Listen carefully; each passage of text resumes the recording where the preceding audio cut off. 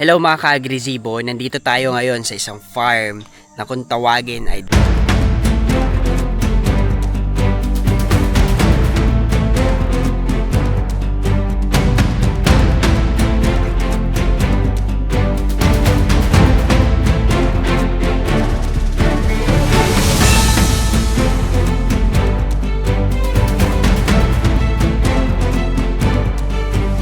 update mga ka-agresibo. Nandito tayo sa isang farm na kung tawagin ay DBNFI or Daddy's Best Nature Farm Incorporated.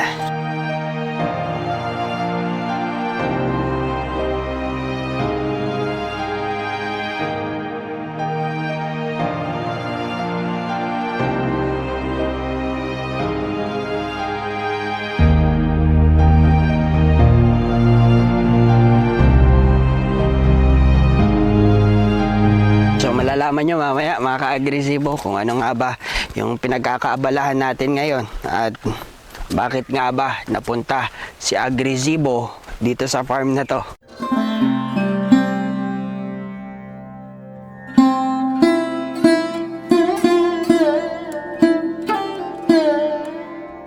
Magandang araw mga ka-agresibo. Ngayong araw tayo ay nakatakdang bumiyahe patungo sa Moncada, Tarlac upang mamili at mag-restock ng silage.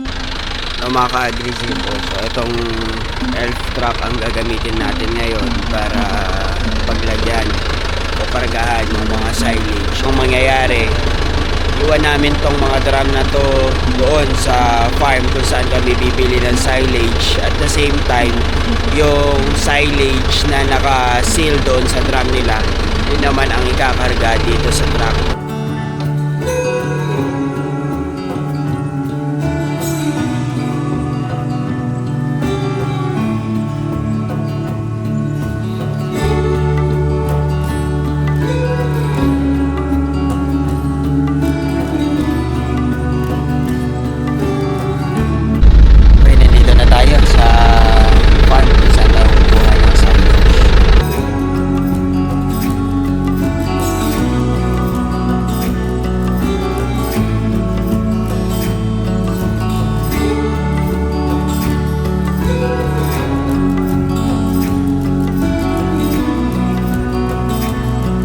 So bago tayo pumunta doon sa pinaka main reason natin kung bakit tayo nandito, magsa-sightseeing muna tayo.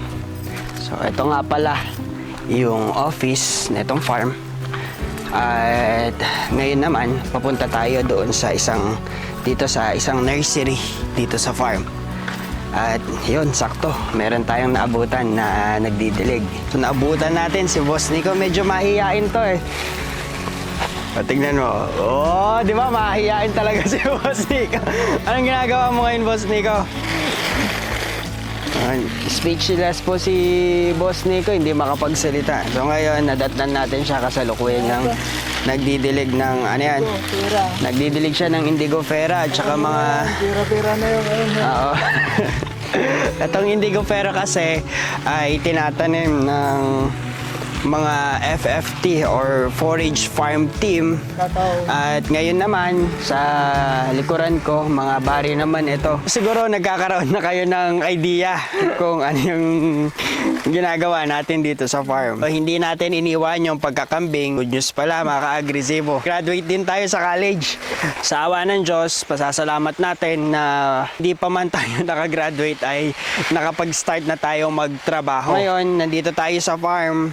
At itutour ko kayo. Pinakita ko lang para magkaroon kayo ng idea kung ano nga ba yung mga pwede nyo makita dito sa farm.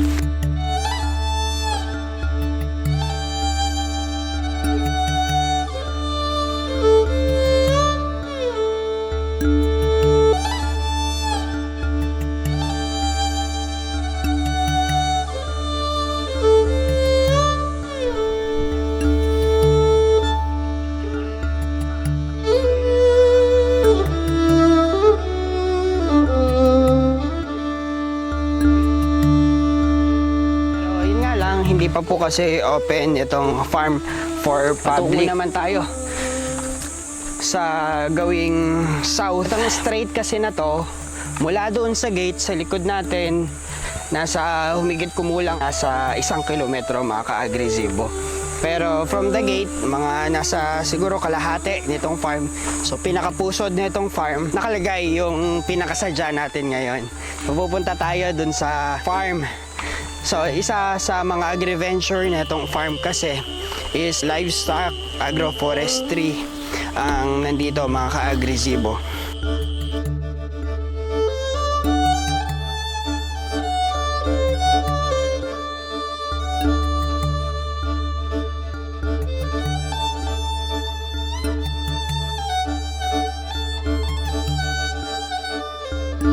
Medyo malaki yung pond or water reservoir dito sa likod natin, pero gawa nga ng painit na yung panahon, mabilis bumaba yung tubig dito sa pond na to kahit malawak siya at medyo may kalaliman. Around 10 feet ang lalim na itong pond na yan. Balik kayo sa topic mga ka-agresibo. Medyo marami tayong kwento ngayon dahil matagal tayong hindi nagkita.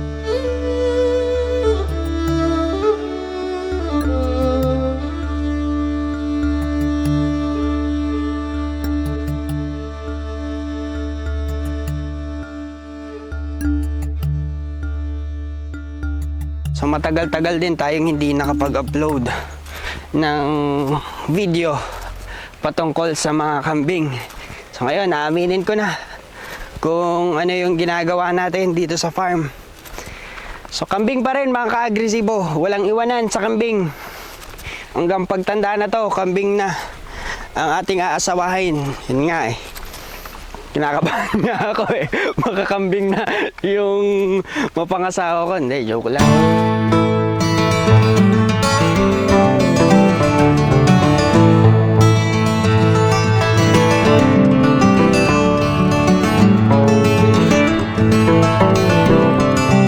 Daan naman natin, merong mga nagbubutas ng lupa kasi kinukultivate nila yung land. Nagdadagdag sila ng organic compost para matamnan ng halaman. Kakaalam ko kung hindi po ako nagkakamali ay ang tatanim dyan, mga saba.